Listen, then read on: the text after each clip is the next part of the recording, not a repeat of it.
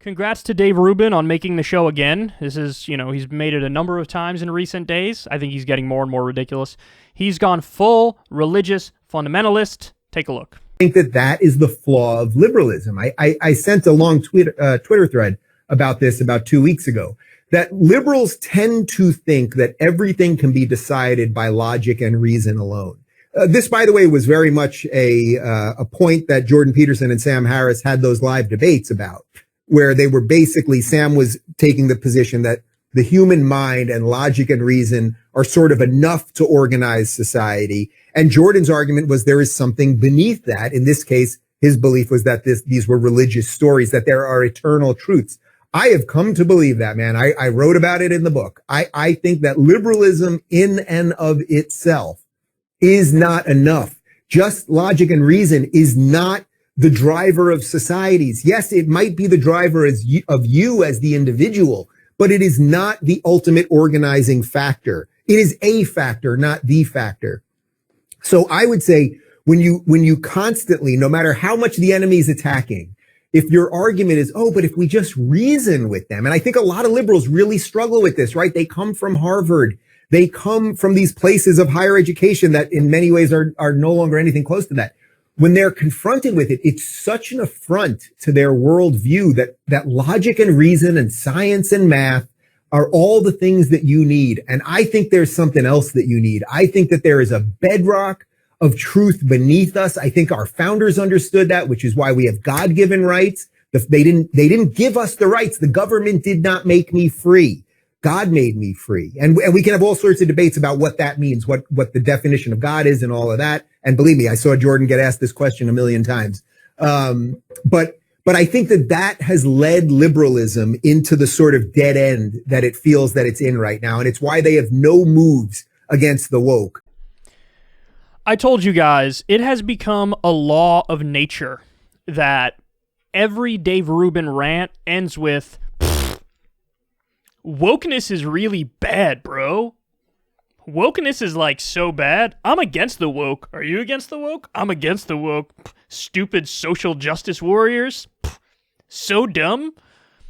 It doesn't matter what the topic is. He always comes back to wokeness bad. Social justice warriors bad. I believe in free speech, bro. Do you believe in free speech? I believe in free speech, bro. Do you believe in free speech? I believe in free speech, bro. I believe in free speech. You believe in free speech? I believe in free speech. Like, you have 3 points you make over and over and over. Now, listen, I'm not criticizing. My arsenal is limited as well, but at least I'm talking about, fucking economics and healthcare and war and shit that matters. This guy, oh my God, it's so frustrating to watch. So, he's liberalism to dead end, and they have no arguments against the woke. I know plenty of people who are on the left and are nominally, anti-woke, although I hate using their terminology in this conversation. There's plenty of people like that. In fact, most serious thinkers don't spend too much time thinking about only the culture war social issues garbage. I view that all as largely a distraction from the real divides in this society. The haves and the have-nots. The elitists versus the populists. It's a class war. It's an economic war. That is far more important than the stupid culture war bullshit that these guys love. So, listen, there's no other way to describe it. He went full religious fundamentalists. He said, the problem with liberals is they think they can solve everything with logic and reason alone. Anytime you're doing commentary where you're trying to portray, logic and reason as not great, you might want to rethink it. You're going to sound like a doofus. And that's exactly what happens. He says that he's come to believe in religious bedrock eternal truths that underlie all of society. When you look around the world and you look at the countries that are governed first and foremost primarily on this bedrock truth of religious principles, which countries are we talking about here? They're not the best, man. They're not the best. Theocracies don't fare too well in modern societies. In fact, in many ways, they're anathema to modern societies. So that really, really is not a good way of organizing a society. In fact, you can make the argument, some of the least religious countries in the world are the Scandinavian countries. Religiosity is really, really low in these places. Very few religious people in these places. And again, I'd argue they are doing better than pretty much everywhere else. So, but I mean, again, just smugly asserting like, you think you could solve everything with logic and reason alone? I'll tell you this. They may be tools that are incomplete, but they're for shit sure the best tools we got.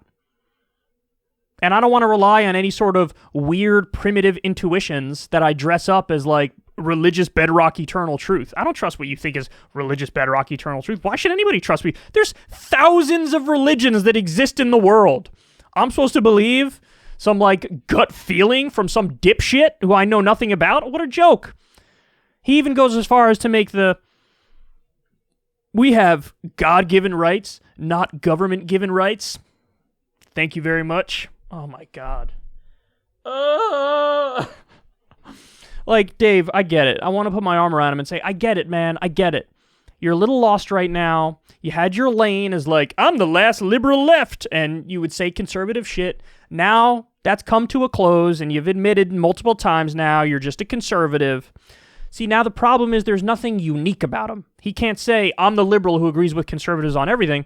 Now he's just a conservative commentator, and he's struggling. Because there are people who do the conservative nonsense way better than he'll ever do, you know? For all the problems and flaws, and I think Ben Shapiro was basically wrong about everything. But at least he has, like, the veneer of, like, I'm the quick-talking debate bro who'll give you these talking points at 1,000 miles an hour. And he just fills that role so much better than Dave Rubin can ever fill that role. So he's confused, and he's looking for a path.